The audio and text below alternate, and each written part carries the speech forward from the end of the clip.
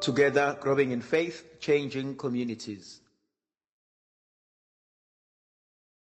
Ngigama likayise benendodana nomoya ocwebileyo.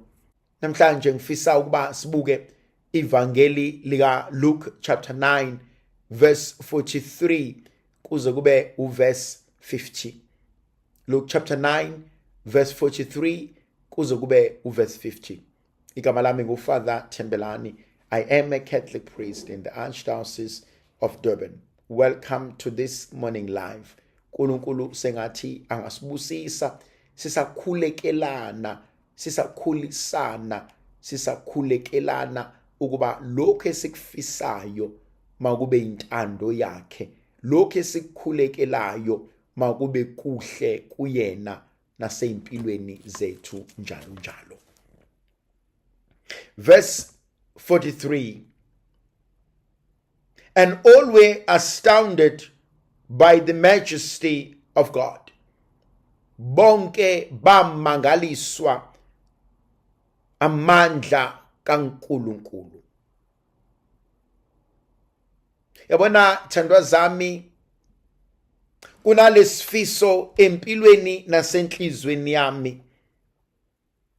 Athi obhala kahle, hamba kahle phambi kwabantu, khona bezobona imisebenzi emihle ebese bedumisa uNkulunkulu. Hamba kahle phambi kwabantu, khuluma kahle phambi kwabantu, mase bebona imisebenzi emihle maqedane banikeze uNkulunkulu udumo. Khona lenkonzo eyenziwa uJohanisi athi manciphe mina Nkosi kuphakame wena. Ngiyafisa ithandwa zami ukuba uNkulunkulu asinika amandla okuba sambe kahle phambi kwezulu. Khona ngelinye ilanga abantu bothi ngiyamfuna uNkulunkulu waleya ndoda. Khona ngelinye ilanga abantu emsebenzini exakekeni kwabo bayokwazi ukuza kuwena ekhoneni athi omunye sibanibani ngicela ungiphelezela ngisaye endlini encane, kanti manifika ngale avedana thi mtaka ma isimo asambi kahle, athi bengisaba ukukhuluma phambi kwabantu, athi amandla yaphela, athi ngicela ungikhulekele. Uzibuza ukuthi kodwa kungani athi lo ukholiki noma lo ngisebenza naye angimkhulekele? Athi because ngiyamsaba uNkulunkulu ohamba naye. Yabona ngake ngaxoxa umzekeliso ngelinye ilanga, ngangihleli ngine appointment nodokotela thizeni. Mangihleli nalo dokotela siyaxoxa nje izinto, bese ngena enye into akhuluma ngayo emsebenzini. Kunalo mama osizayo oklinayo. Uthi lo dokotela usemnothise ihlandla eziningi. Lo mama aveshesha ukufika. And lo mama ihlandla eziningi lo dokotela umfice ese-toilet ekhuleka. And uthi kaningi mekhuleka ngimphazamisi, athi akezwa nanokuzwa ukuthi ngiyasondela, athi kodwa every time ekhuleka athi ukhulekela le ndawo esebenza kuyona, ukhulekela umsebenzi ofikayo, ukhulekela impumelelo yalento esiyenzayo, ukhulekela thina uqobo lwethu ukuba esikwenzayo nedlule kona ngalimazi umsebenzi nempilo zabantu. And lo dokotela uthi kumina, only from those experiences he realized ukuthi i-department yakhe yonke ithwelwe imkhuleko yabantu abanjeyana. Yabona ithandwa zami, ungawubukeli phansi umkhuleko. Ungawubukeli phansi umkhuleko. Ungawubukeli phansi umkhuleko wenkedama. Yabona khona omunye umuntu othi inkosi ngicela ubusisa umsebenzi wami ngoba abantwana bami bancike kuwona lo msebenzi. Wena muyiboss ubokwazi lo muntu usekukhulekele waqeda. Ngoba ngaphandle kwakho, ngaphandle kwalesinko omnikeza sona, uyazi umsebenzi wakho. So mevuke ekseni athi inkosi ngisayemsebenzini, athi inkosi ngicela ubusise lo msebenzi, athi inkosi ngicela uvikele lo msebenzi, awathola ama business opportunities, ayandi imali yakho because uhlakaniphile ungcono. No, yes lokho kuyasebenza, kodwa above that yandisa ukuthi khona lo muntu okukhulekelayo. Ngiyafisa ithandwa zami abantu ngelinye ilanga beze kuthina athi kodwa sibani ngiyamhlonipha uNkulunkulu ohamba naye. Athi ngiyayihlonipha le ndoda ohamba nayo. Athi ngiyayibona, athi ngiyibonile le ndoda ohamba nayo ngamangala ukuthi madoda, osibani ngase ngiyarealize ukuthi uhlobo lwendoda ahamba nalo luhlukile kulezi ezaziyo. Yabona ithandwa zami, uNkulunkulu ke wahamba namadoda asendulo. uNkulunkulu ke wahlala namadoda asendulo. Kodwa futhi uNkulunkulu usangahlala nathi. Abantu baze babone ukuthi no man akahambi yedwa loyana. No man. Sengathi usibanibani unale connection naleya ndoda ogama layo kalibizwa. Sengathi usibanibani unaleya nto athi mayisesondela izulu lithobe. Yabona muya endaweni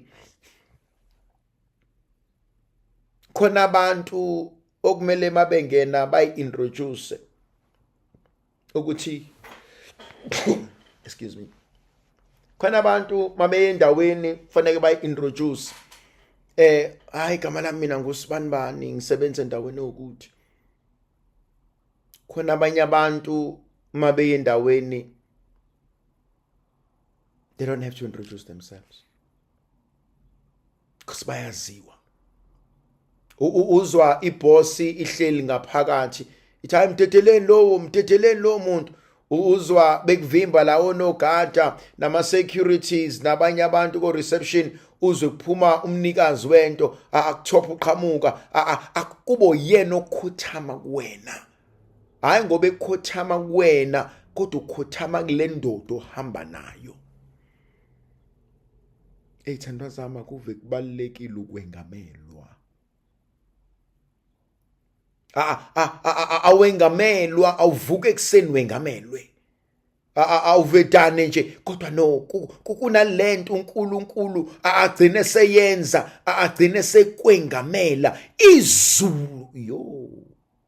Yabona khonto enhlezi ngiyithanda ngoMaria.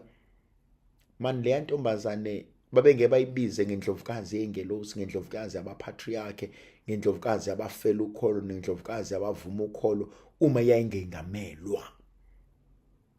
Yingakho uMaria masikhuleka lela rusani lokujabula obukhosi sithi uMaria wenyuselwa ezulwini. Isigaba sesine esesihlanu sithi uMaria uyaqheliswa, wengamelwa lizulu. Kunabantu empilweni yami esengike ngahlangana nabo and you realize ukuthi aha wengamelwe lo muntu. Kunabantu othi muhleli nabo hayi akahambi yedwa lo muntu wengamelwe. Kunomuntu othi mekavula umlomo wakhe urealize ukuthi no akayedwa lo muntu wengamelwe. Kunengane encane oyibonayo uthi umuyibona uthi hayi man ukuthi lo mntwana akakazazi ukuthi ubani. Khona omunye umuntu ombukayo uzibone eshayekile yena kodwa akakambulelwa ukuthi no, in the world of the spirit lo muntu uyigiant. lithi izwi likaNkulunkulu, all of them were astounded. Bamangala maqede badumisa amandla kaNkulunkulu. Thandwa zami, ngiyafisa ngelinye ilanga abantwana bakho bambone uNkulunkulu kuwena maqedane bamdumise. Ngiyafisa ngelinye ilanga abangani bakho bambone uNkulunkulu kuwena maqedane bamdumise. Ayikho into engijabulisa uma izitha zakho zikubuka ebese ibona labantu abakwengamele bese izokuchawula zithi hayi sibanibani, ngiyakuhlonipha mfana wendoda, ngiyakuhlonipha mfowethu, hayi wenkosikazi, hayi ngiyakuhlonipha mfowethu, hayi sithe sithi hayi sihlulekile. Athi uyabona besiplana ukuthi nokuthi kodwa uthema ungene endlini kwashintsha umoya, besiplana ukuthi kodwa uthema uqala ukukhuluma sankwankwaza, besiplana ukuthi kodwa hayi akusenzeki kanjalo. Athi nansi plan, athi nansi reality, besimswela umuntu owengamelwe. Elungibhalela phansi. Nkosi, ngembathe ngezulu lakho. Nkosi, ngembathe ngezulu lakho. Khona abantu uNkulunkulu abambathisa izulu. Khona abanye abantu othi mawukhuluma naye you soon realize ukuthi no, akuyena lo osekhuluma la, akuyena ke manje lo engimjwayele. Akubona laba esihleka nabo sekwe enye i-element, enye i-level esiphakama manje. Inkonzo yokwenganywa, inkonzo yokwengamelwa izulu, inkonzo yombatha amandla ezulu, inkonzo yokungabi wedwa. Ejulile leyo nkonzo, ijule ngendlela emangalisayo. Khona izinto athi mekwenzela zona uThixo akumangaze, athi mekwenzela zona uSimakade uzibuza ukuthi kodwa Nkosi kanjani. Kunale nkonzo yokwengamelwa izulu. Khona lo mhlabelelo uthi ngembathise baba, ngembathise baba. Siswele inkonzo yokwembathiswa amandla amasha every day. Verse 44. Before ngiye verse 44. Kunale nkonzo ebalekile ukuthi umbathiswani, unamathiselwani, ugqokiswani. Ungambathiswa into ekade imbathiswe izinja einamakhizane ngoba nawe azokuluma. Ungambathiswa into egcwele umjuluko womunye umuntu ngoba nawe uzonuka lowo mjuluko.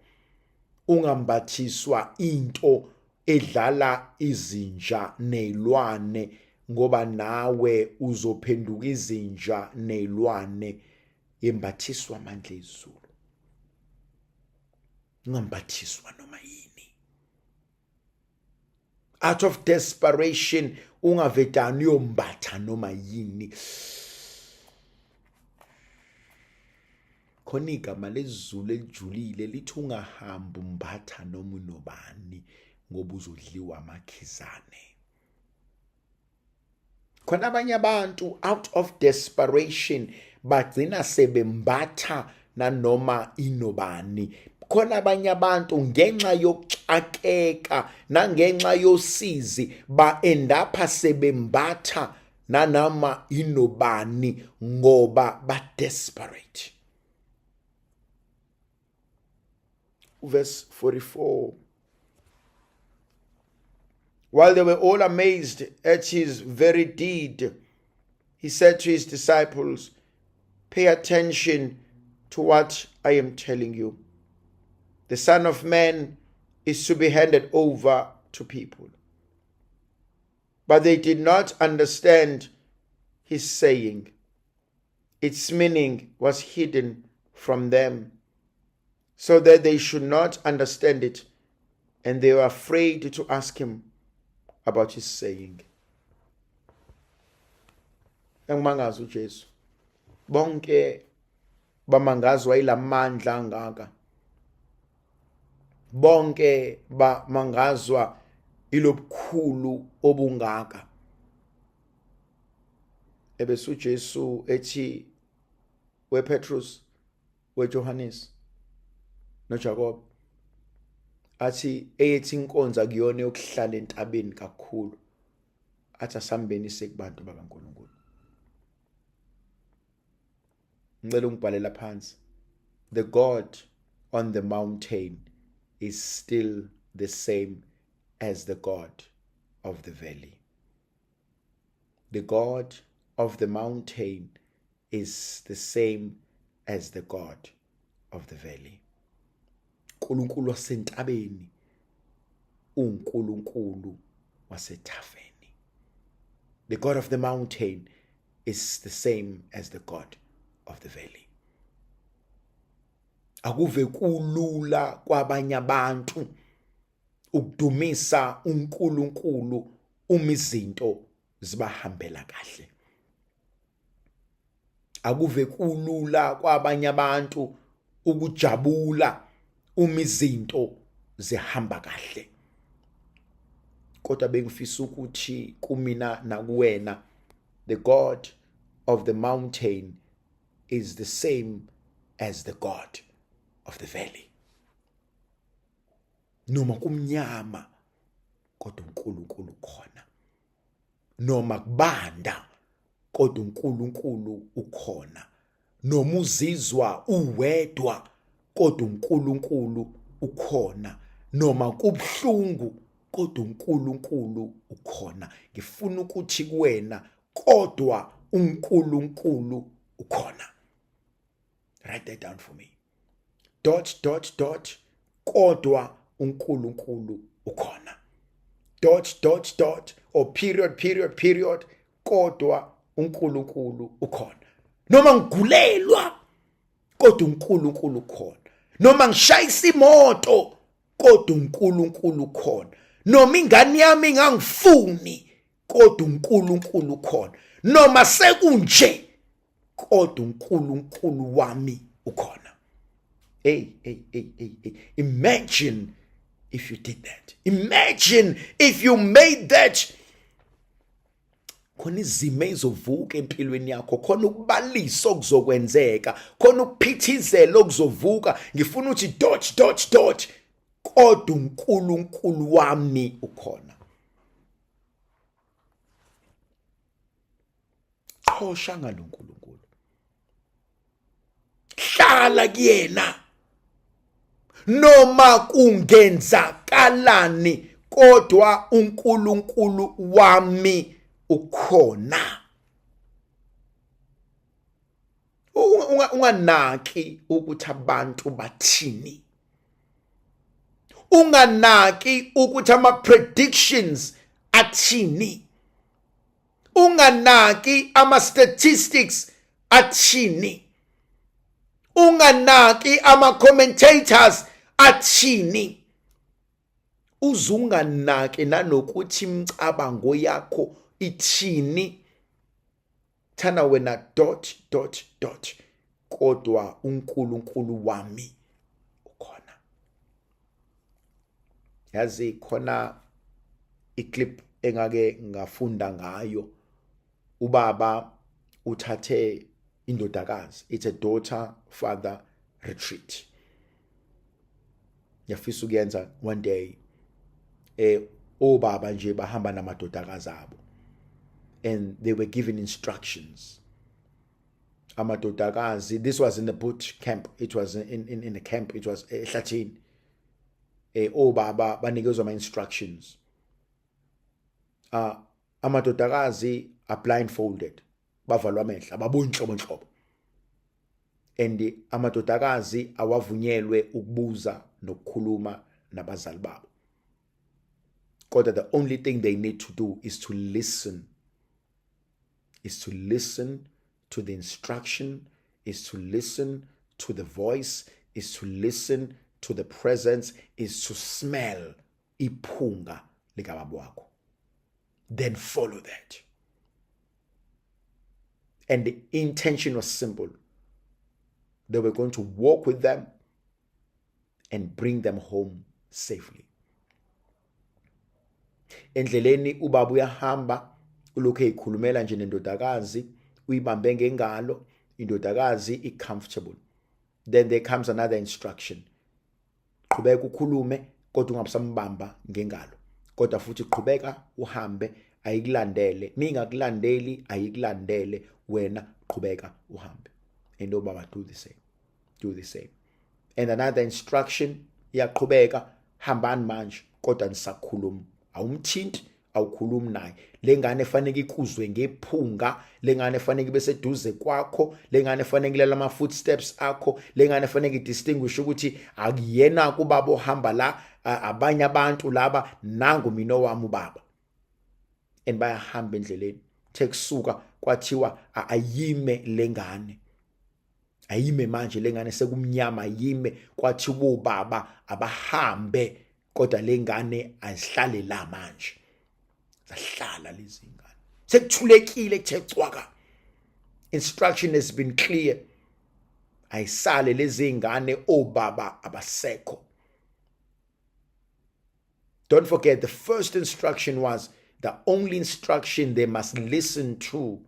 Amantombazane, the only instruction they must listen to is an instruction of their fathers, nothing else.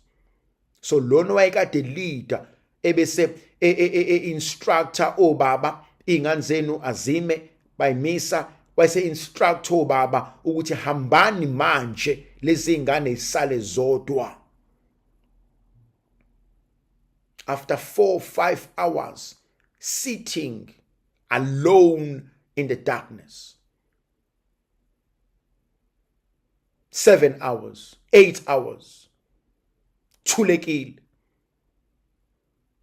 Eventually, lezi ngane ziyasaba and every other thing that you could have imagined.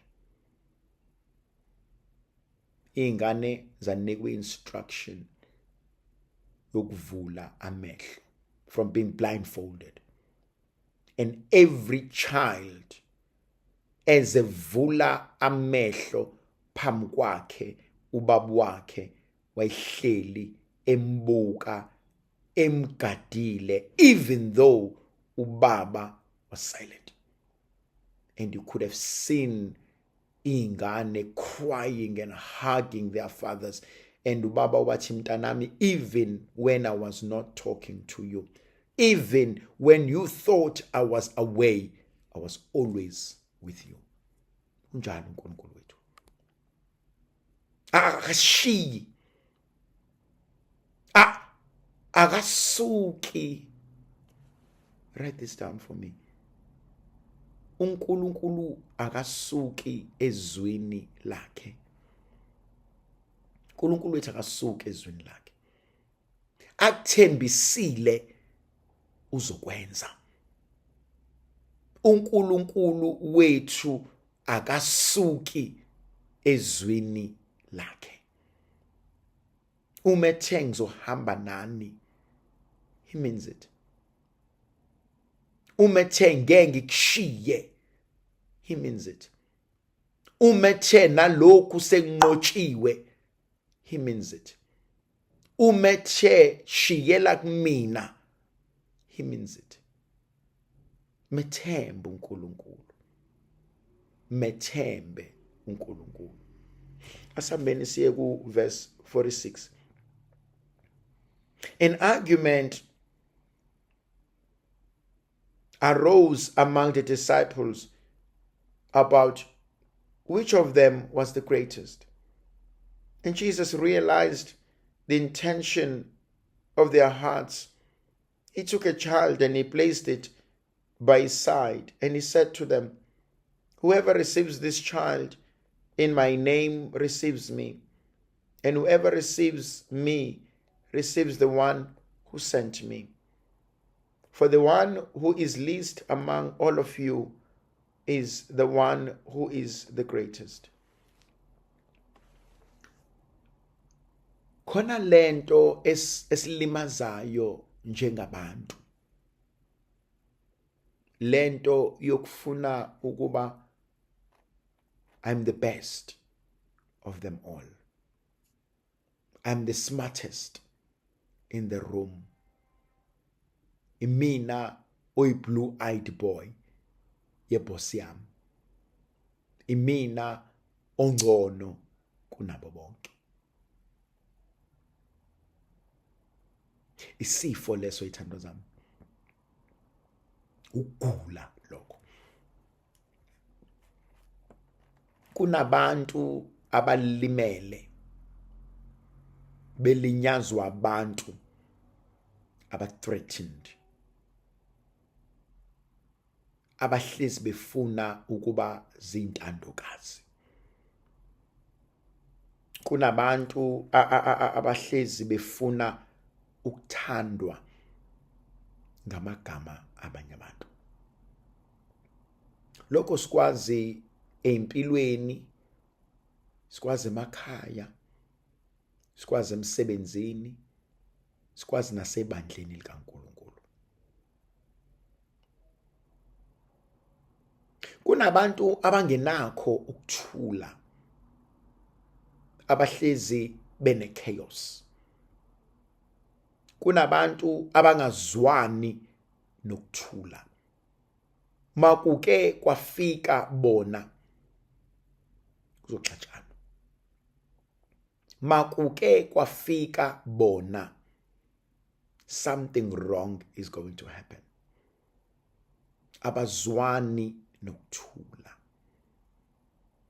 Khona abanye abantu who are toxic by nature. And ngiyafisa sithandwa sami we understand leyo. Angikwazi ukuzonda ukuthi ngilunywe yinja. Angikwazi ukuzonda ukuthi ngilunywe inyoka. Because by nature vele inja iyakhonkotha, vele inja kumele ilume. Vele inyoka me threatened izongiluma ngoba i-threatened. So angikwazi ukuzonda lokho. Ngihlezi ngithi mina kubantu, uma you are a size 4 or 5 or 6, doesn't matter which size you are, and uyahamba uyesitolo uyothenga isicathulo, khona isicathulo sibukile wasithanda, ma ubheka usize wakho abawutholi, let's say you are a 6, usize abawuthola lana usize 5 or size 4, and you realize ukuthi asiko, mabefonele ezinye izitolo abanazo, and this is the only shoe ekhona and uyithanda ngempela. Now when you are a 6, this is a 5, umbuzo wami usimple, what do you do? Uyazonda isicathulo noma uyalizonda unyawo lakho? I mean, ngeke ulicwecwe unyawo lakho ukuthi lifithe la. Ngeke ulifake ngenkani uzompintsheka, ngeke singene nongena enyaweni. But you don't hate the shoe. You leave the shoe. And impilo yakho iyaqhubeka. And there is a lesson you must learn. You come to realize akuzona zonke izinto engiyithandayo ekuzoba ezami. Write down. Akuzona zonke izinto engizithandayo ekuzoba ezami.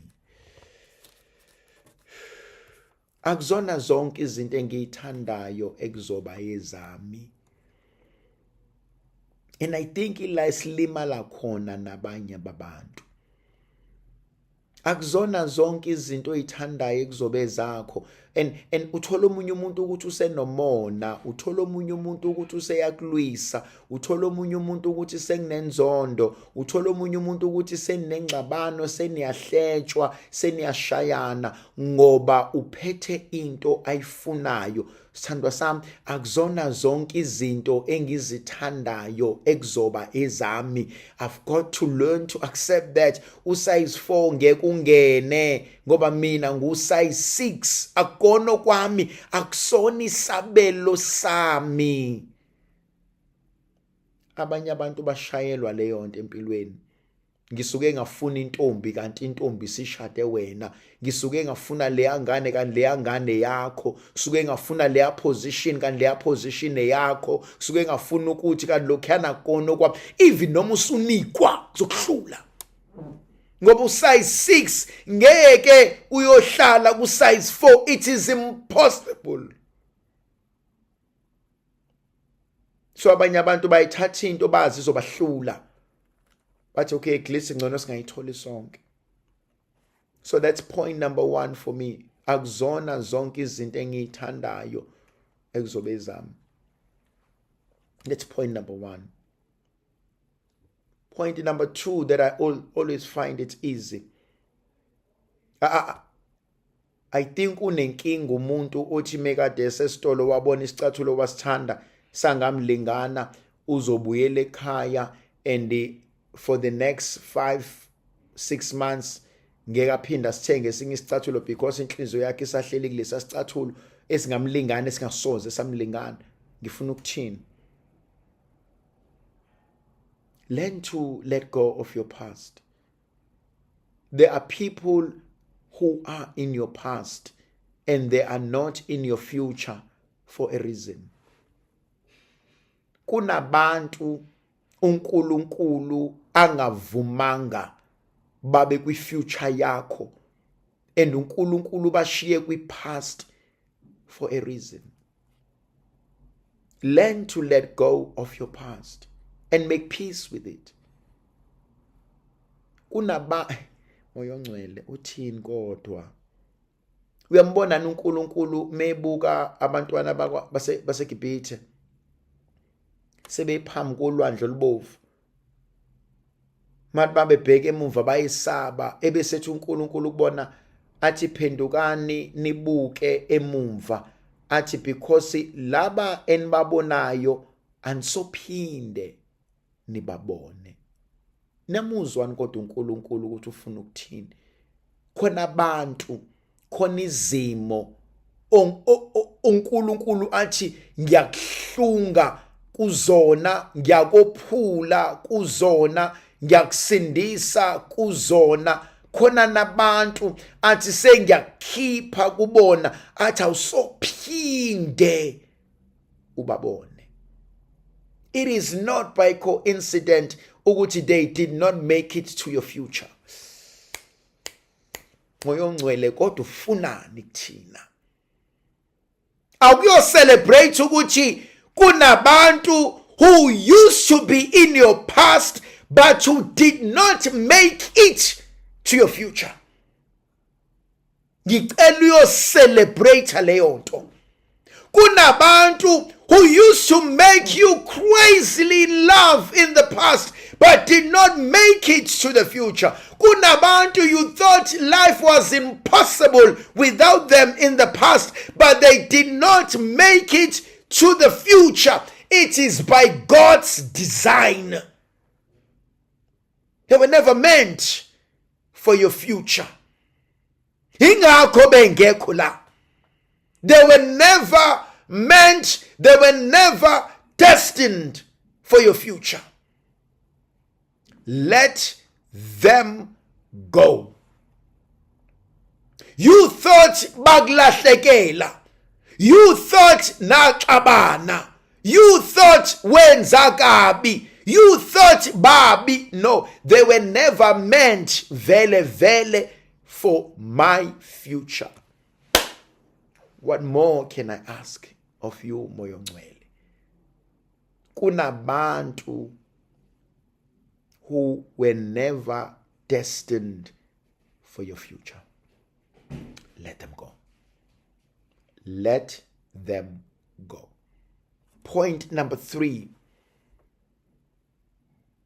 Be careful whom you build with, because kunabantu oqala nabo wakhe only to realize bakwenza i-foundation kodwa mase beqeda baqeda nabanye abantu. Yo, be careful whom you build with. Be careful whom you build with, because they will make you a foundation and they will finish off with someone else. Be careful. Hey, thandwa zami. Khona abanye abantu by nature they will use you and leave you. Abanendaba nawe. Be careful whom you build with. They will make you a foundation and they will walk away. Be careful whom you build with, because bazokulimaza. Uyosala uyi-foundation, uyosala umata, uyosala uyinto abahlikihla kwayo. Be careful whom you build with. They will make you a foundation. Hlobo luni lo muntu owakha naye, hlobo luni lo muntu omsondezayo, hlobo luni lo muntu ofuna ukwaziwa naye. Show me your friends, I'll tell you your future. Show me your friends, it will make me believe why umuntu onje. No wonder why uSibani nje. Hlobo labantu ahlala nabo. No wonder why uSibani nje. Hlobo lwezinto abazenzayo. No wonder why uSibani nje. What else did you expect? Khona lento uNkulunkulu ayibekayo enhlizweni yami. You've got to learn to trust God more and more often. You've got to learn to trust God more and more often. Mele ufunde umethemba uNkulunkulu. Mele ufunde umethemba uNkulunkulu. He knows best. He knows what we need. He knows what will work for you. You were tailor-made by Him. You've got to learn to trust God more and more often. You must learn that. Angithinta uthi, then John said in reply, Master, we saw someone casting out demons in your name, and we tried to stop them because he does not follow in our company. Jesus said to him, do not prevent him, for whoever is not against you is for you. Angikaze ngiye ezulwini. Angikaze ngiye ezulwini. Kodwa engqondweni yami izulu lindawo la uNkulunkulu ekhona, ephila futhi kuyona. Izulu lindawo la uNkulunkulu ezibonakalisa khona amandla akhe. And izulu engqondweni yami engakaze ngiye kulona, hlezi ngiyitshela ukuthi baningi abantu esiyobafica khona thina sasiyitshela ngebalibone. Baningi abantu esiyobafica besezulwini thina abantu basemhlabeni, thina esiyitshela ukuthi siyakholwa kakhulu esiyomangala masibabona. Mina uNkulunkulu ngiyamsaba. Ngiyamsaba nje mina uNkulunkulu. uNkulunkulu enye insizwa ngeke ngimbize ngengqwele, kodwa ngibe ngimbize nangexoki. Thandwa zami, are you aware ukuthi uNkulunkulu usithanda sonke ngoba sonke singabakhe. uNkulunkulu akakaze nangelodwa ilanga angasithandi. Akakaze nangelodwa ilanga avuke melala athi namhlanje angibafune, namhlanje angibaphiwe, namhlanje bayanya. Akakaze nangelo. uNkulunkulu ubathanda bonke abantu bakhe. Ubobona umzali oqotho. Akekho umzali oqotho ozonda ingane yakhe. Ukuthi uyayithethisa kusho ukuthi uyayizonda. Ukuthi uyayishaya kusho ukuthi uyayizonda. Ukuthi uyayidisciplina kusho ukuthi uyayizonda. Kodwa nje ekugcineni kwakho konke uzokutshela umzali ukuthi kodwa ingane yami. Yabona sometimes thina abantu esithi siyakholwa siyahlupha. Ngoba sisuke sifuna ukuba ama-security guards. Sifuna ukuba ama-bodyguards. Osibanibani abavumelekile ukubona uNkulunkulu, fanele bakhulume noNkulunkulu, babone uNkulunkulu mabegqoke kanje, fanele bakhulume noNkulunkulu, babone uNkulunkulu mabebehave kanje. Laba abanezona ezingaka abakwazi hayibo ngiyanikhuza, nami ngiyayikhuza ithandwa zami, nami ngiyayikhuza. Yazi ithandwa zami, uNkulunkulu akakaze asiqhasha, akakaze futhi asicela ukuthi ucela simhlengele noma simhlungele uhlobo lwabantu afanele uze kuyena. Akakazi uNkulunkulu athi ngicela ningihlungele uhlobo lwabantu afanele uze kumina. Ngiyangithule sometimes ngiyibuke sizinceku kaNkulunkulu singabazalwane sishumayela sithi osibanibani nosibanibani uhlobo njena alisoze langena ezulwini. Abantu bahamba okhotha umpostoli Pawulos, kwayena uPawulos wayengeka libona izulu kube kwangewona umusa kaNkulunkulu. Kodwa uthini manje moya ongcwele? Kwayena uPawulos ndini owabhala wayengeka libona izulu kube kwangesiwa umusa. Yazi abanye bethu boshayeka phansi mabebona ezulwini, habu nawu la naloyana. Itshe ababelahlile bakhe laphenduka inhloko yegumbi. uNkulunkulu bathanda bonke abantu bakhe. Nalo thina esitshela ukuthi mubi ngendlela emangalisayo, uyisoni ngendlela emangalisayo, awazi umzuzu wokufa kwakhe uyothini yena uNkulunkulu wakhe. Khona izinto uNkulunkulu ayifihle emehlweni abantu, imicabango yenhliziyo yomuntu.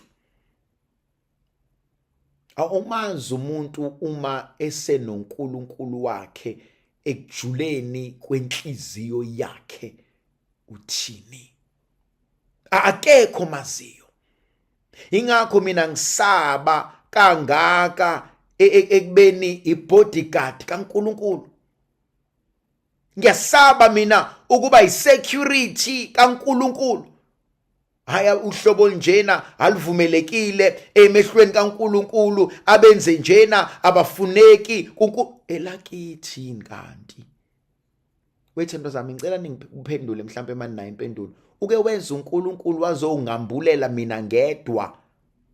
Wangabambulela abanye ukuthi ayithembelani ezulwini ke lolu hlobo nalolu hlobo alingeni, abanjena nabanjena abangeni. Hayibo, musana ukwenza uNkulunkulu umngani wethu.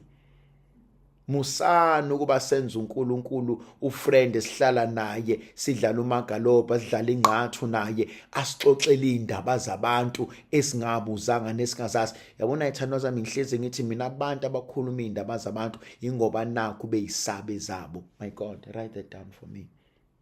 Bakhuluma indaba zabantu ngoba ezabo ziyabaxina. Kodwa umoya ongcwele wenzani? Banaki indaba zabantu ngoba ezabo ziyabaxina. Yabona khona abanye abantu esithi masihlala bese kuthi uyabona ke lo shawa into zakhe. Banaki indaba zabantu ngoba ezabo ziyabaxaka. Ziyabaxaka ezabo. Ukube bengabaxaki bebengeke bayinaki. umuntu nomuntu unophuthu lwakhe afaneke aludle noma lumbinda kanjani kumele aludle. Ashiye uNkulunkulu uNkulunkulu. Angimkhumbula uNkulunkulu ethi ngicela ningenzele umsebenzi wami ngoba sengiyehluleka. Umphoxa kamnandi uJohannes. Uthi uJohannes inkosi sibanqabelile ngoba bebenze imangaliso kodwa bahambi nathi athi uJesu kuyena kade Johannes mfana wami ngikucelanga. Athi Johannes kodwa mfana wami ubuphaphelani. Johannes mfana wami kodwa ubani othe izulu eleni kuphela. Johannes mntana wami ubani othe amandla akunina kuphela. Wethandwa zami.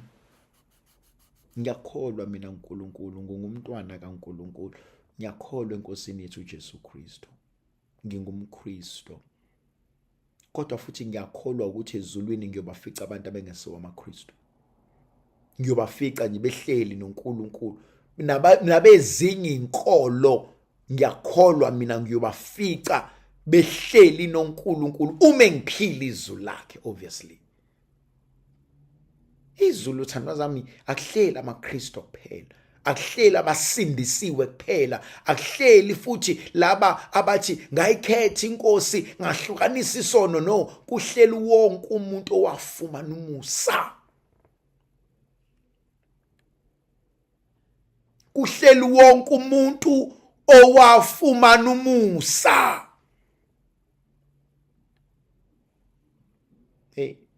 Yasihlula lenkonzo kwesinye isikhathi. Uthi kuJohannes namhlanje mfana wami ngiyayithanda ienthusiasm onayo.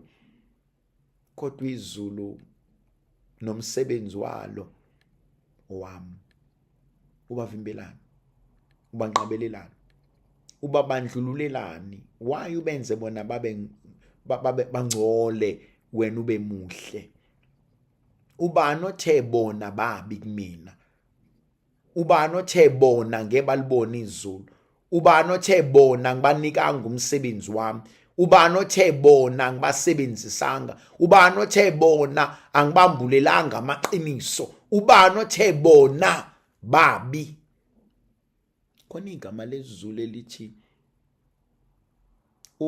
ungayisheli intombi ngokunyundela isoka. Ungayisheli intombi ngokunyundela isoka. Mufuna ukushela intombi, ishela intombi nje. Ungalokukhuluma kabi ngesoka layo. Mangifuna ukwazana nenkosi uJesu angazane nayo. Angazani nenkosi uJesu ngokubukela phansi abanye abantu.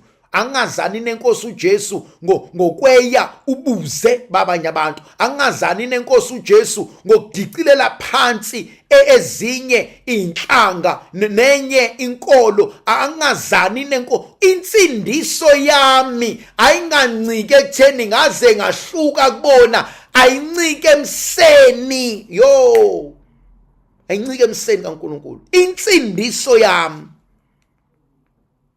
ayincike emseni kaNkulunkulu. Hayi ukuthi ngaze ngangcono kunabo. Uyothini mubafica behlele ezulwini? Uyothini? Kanti bona bavelaphi? Kanti uNkulunkulu akabathandi yini? Wethandwa zami, ngintshela ukugcina, uNkulunkulu ave yixoki. Uyixoki lamaxoki. Wakwambona uNkulunkulu enisa imvula enisela abasindisiwe kuphela, abazana naye kuphela, thina zonu angasinisela. Wakwambona uNkulunkulu ekhipha ioxygen, athi le oxygen eyabangcwele kuphela, thina esizoni akuyona yethu. Wakwambona uNkulunkulu ebusisa abangcwele kuphela ngemsebenzi emihle, ngabantwana abahle, thina zoni ebese ethi nina athi senginilahla inguna phakade. Yazi ukuthi mina asingalifundi izwi likaNkulunkulu silichathazele noma silithayisele noma siliphendule. Thandwa zami, are you aware ukuthi uNkulunkulu is not limited by church? He's not even limited by faith. He's not even limited by the scriptures. uNkulunkulu wayekhona iBhayibheli lingakabi khona. uNkulunkulu wayekhona ibandla lingakabi khona. uNkulunkulu wayekhona iChristianity ingakabi khona. uNkulunkulu wayekhona mina nawe singakabi khona. He's always been there. He's always been there. Uthi Johannesi namhlanje uthi ubavimbelani ngoba nabo benza imisebenzi yami. Ubavimbelani ngoba nabo bangabami. Ngegama likaYise benendodana nomoya ocwebileyo. Amen.